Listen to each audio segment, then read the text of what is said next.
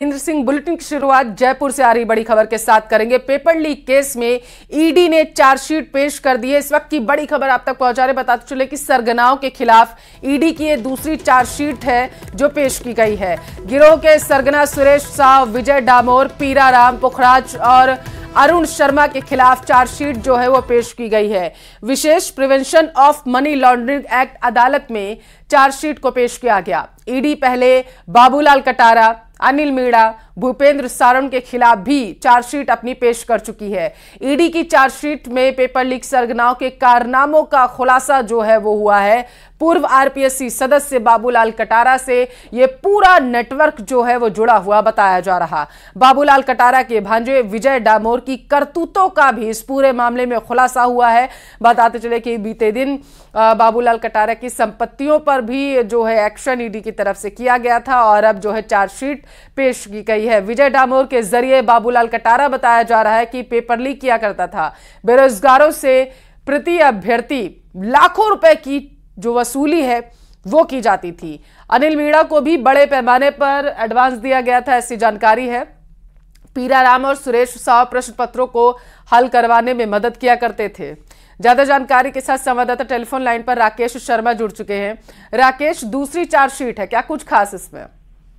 बिल्कुल, देखिए पल्लवी, जिस तरीके से प्रवर्तन निदेशालय ने इस मामले में 2 से 3 बार छापे की कार्रवाई की थी पेपर लीक प्रकरण में, और उसमें लगभग 52 से ज्यादा लोगों को इसमें आरोपी माना है। पहली चार्जशीट जो आरपीएससी के सदस्य रहे बाबूलाल कटारा, अनिल मीणा और भूपेंद्र सारण, जो कि सरगना सुरेश ढाका के बेहद क्लोज रहे, इन पर इनकी चार्जशीट थी। दूसरी चार्जशीट ये 5 आरोपियों के खिलाफ दाखिल की गई है, जिसमें सबसे बड़ी बात ये चीज सामने आई है कि जो पेपर लीक सरगना है इसका एक पूरा नेक्सस राजस्थान में बना हुआ है। कैसे आरपीएससी से तमाम जो प्रतियोगी परीक्षा आयोजित करवाने वाली संस्थाएं हैं वहां से पेपर को बाहर निकाला जाता है, उस पेपर की वसूली बेरोजगारों से होती है, उसके बाद परीक्षा तक उनको पहुंचाया जाता है, वहां प्रश्न पत्रों को हल करवाया जाता है। जिन होटलों में रोका जाता है वो होटल संचालक भी इस सरगना से जुड़े हुए हैं। यानी एक बहुत बड़ा नेक्सस राजस्थान में बना हुआ है जो प्रतियोगी परीक्षाओं के पेपर लीक के नाम पर करोड़ों रुपए की ब्लैक मनी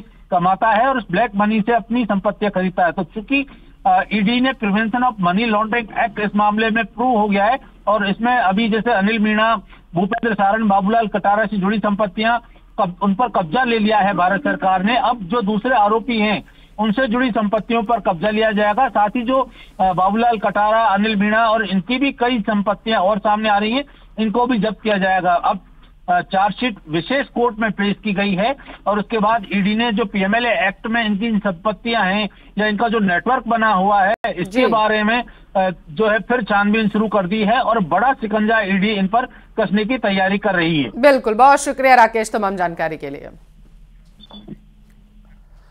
जयपुर का रुख करेंगे जहां से बड़ी खबर है। राजस्थान पुलिस सब इंस्पेक्टर भर्ती परीक्षा 2014 में भी बताया जा रहा है कि नकल का बड़ा खुलासा हुआ है। भरतपुर से गिरफ्तार सब इंस्पेक्टर जगदीश सियाग ने नकल की थी, ऐसा बताया जा रहा है। सूत्रों के मुताबिक नकल माफिया गैंग को 10 लाख रुपए देकर परीक्षा को पास किया गया था। सब इंस्पेक्टर भर्ती परीक्षा में 23वीं रैंक हासिल की थी जगदीश ने।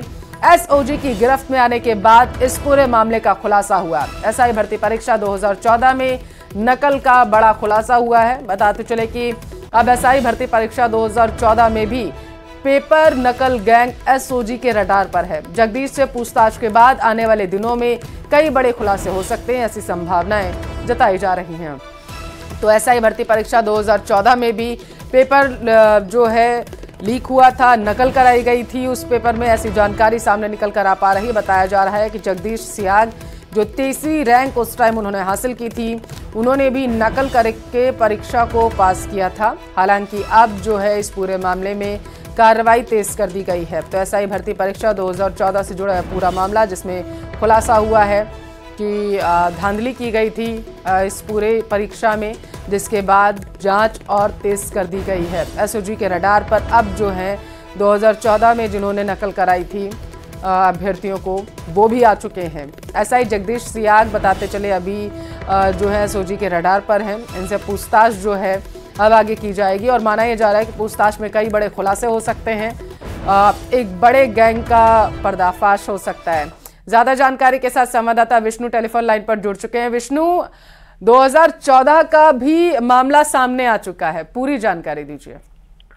देखिए, करीब पिछले 15 दिनों की बात करूं तो जेईई भर्ती परीक्षा का पेपर लीक का खुलासा एसएसजी की एसआईटी ने किया था, और जिसके बाद उसके बाद सब इंस्पेक्टर भर्ती परीक्षा 2021 का पेपर लीक आउट का मामला सामने आया, और महज उसके बाद कड़ी से कड़ी को जोड़ते हुए जब एसआईटी आगे बढ़ी तो जगदीश सिहाग नाम का सब इंस्पेक्टर भरतपुर से गिरफ्तार किया गया, पकड़ा गया, और उससे पूछताछ में सामने आया कि सब इंस्पेक्टर भर्ती परीक्षा 2014 का पेपर भी संभवतः लीक हुआ था, आउट हुआ था, जिसको जगदीश सिहाग ने करीब 10 लाख रुपए में नकल माफिया से खरीदा था। उसी के बाद ये जानकारी बताई जा रही है कि जगदीश ने 23वीं रैंक हासिल की थी। तो ऐसे में सब इंस्पेक्टर भर्ती परीक्षा 2014 पर भी सवाल उठने लगे हैं, जिसकी जांच अब एसओजी करेगी, और एसओजी लगातार परत दर परत को कड़ी से कड़ी को जोड़ते हुए आगे बढ़ रही है। अब तक करीब 20 से ज्यादा नकल माफिया, 16 सब इंस्पेक्टर गिरफ्तार हो चुके हैं। एसओजी की गिरफ्त में सबसे पूछताछ चल रही है। 6 दिन के रिमांड पर 15 ट्रेनिंग सब इंस्पेक्टर हैं। उसके अलावा भरतपुर से पकड़ा गया जगदीश सिहाग भी एसओजी की गिरफ्त में है, और इंदुबाला जो कि उसकी बहन है, ट्रेनिंग सब इंस्पेक्टर थी, वो भी गिरफ्त में है। तो जगदीश सिहाग से पूछताछ होगी। जगदीश सिहाग 2010 में जब भर्ती निकली थी तो 2014 में वो ट्रेनिंग पास हुआ था, और इस वक्त भरतपुर में पदस्थापित था। जगदीश से पूछताछ में सामने आया कि जगदीश ने वर्ष 2014 में जो एग्जाम हुआ था सब इंस्पेक्टर भर्ती परीक्षा का, उसमें उसने 10 लाख रुपए में पेपर हासिल किया था। तो बड़ा खुलासा, इस वक्त की बड़ी खबर राजस्थान के कि 2014 का पेपर भी आउट हुआ था, लीक हुआ था, जिसको नकल माफिया ने पैसे देकर उपलब्ध करवाया था जगदीश सिहाग को। ऐसे में अब देखा जाएगा कि आगे से आगे 2014 को लेकर एसओजी आने वाले वक्त में और क्या खुलासे करती है। बहुत शुक्रिया विष्णु तमाम जानकारी के लिए।